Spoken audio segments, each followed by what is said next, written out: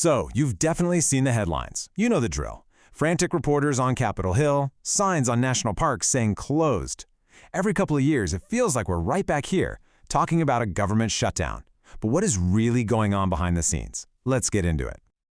You might think it's just some big switch that gets flipped off in Washington, right? But it's way more complicated than that. It's actually a breakdown in one of the most fundamental processes of our government. And to really get what a shutdown is, we first have to understand how the government is supposed to get its money in the first place. Okay, so let's use an analogy here. I want you to think of government funding like a giant money pipeline. For any federal agency, I'm talking NASA, the FBI, the National Weather Service, to do anything, that pipeline has to be flowing with money. And filling it up is supposed to be a regular annual thing. So let's talk about the first key piece of jargon you need to know.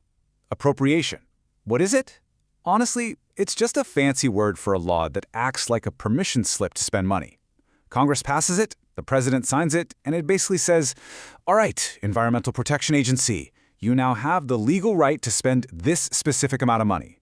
Without it, they can't spend a dime. Now, here's the catch. This permission slip, this appropriation, it has an expiration date. The government runs on what's called a fiscal year, which is different from the calendar year. It starts on October 1st and ends the following September 30th. That date, October 1st, is everything. Before that day comes, a new permission slip has to be signed, or that money pipeline runs completely dry. And in a perfect world, here's how that's all supposed to go down. It's actually pretty straightforward. The president kicks things off by sending a budget proposal to Congress. Then Congress debates it, makes changes, and passes 12 different appropriation bills to fund all the different parts of the government. The president signs them, and bam, everything's funded for another year before that October 1st deadline ever hits. But as you've probably noticed, we don't exactly live in a perfect world, right? Political fights, disagreements, you name it. They can stop those bills from passing on time. So what happens when midnight on September 30th comes and goes and that pipeline is empty? Well, that's when a kind of emergency shut-off valve is triggered by law. This slide really lays out the two paths the government can take come October 1st. On one side, you've got a new appropriation, everything's good, business as usual. But on the other side, that legal authority to spend money just vanishes. It has lapsed.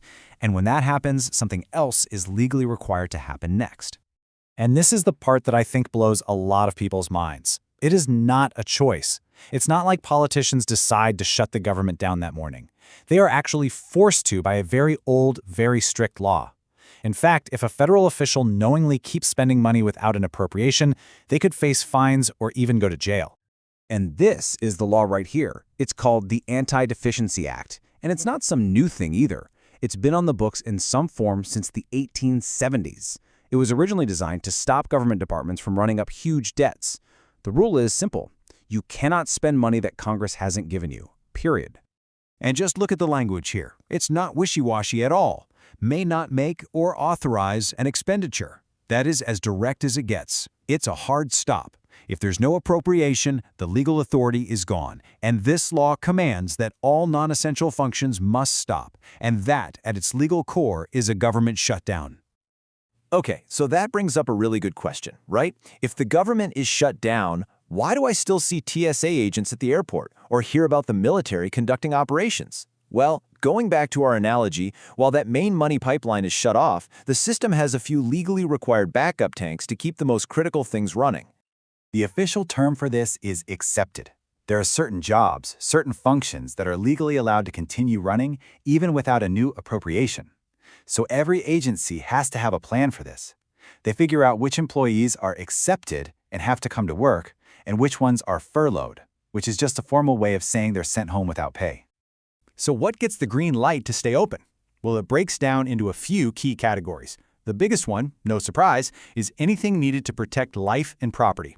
We're talking active duty military, air traffic controllers, federal law enforcement, that kind of thing.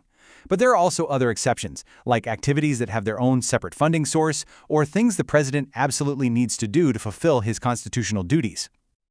This chart kind of gives you a visual of what that looks like for the people involved. The biggest slice of the pie? That's the furloughed employees. Hundreds of thousands of people who might be processing tax returns or working on scientific research. They're sent home. The smaller slice are those accepted employees who have to keep working, a lot of the time without even knowing when they'll get their next paycheck.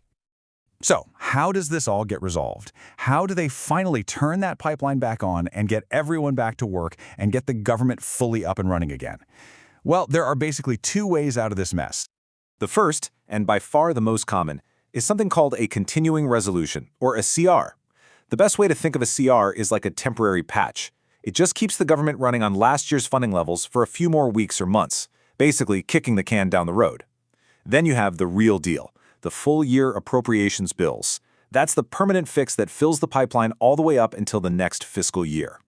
And once one of those bills, either a CR or a full appropriation, gets signed into law, boom, the Anti-Deficiency Act's restrictions are lifted. The legal authority to spend is back, and agencies can start the massive process of calling everyone back in and slowly getting the whole machine running again. So when you boil it all down, it's pretty wild, isn't it? A government shutdown isn't something politicians do. It's the automatic legal consequence of what they failed to do, all because of a law that's over 150 years old. And that leaves us with a really interesting question to chew on. Is this law still working as a tool to keep spending in check, or has it become something else entirely, a powerful weapon in modern political fights? It's definitely something to think about the next time those headlines pop up.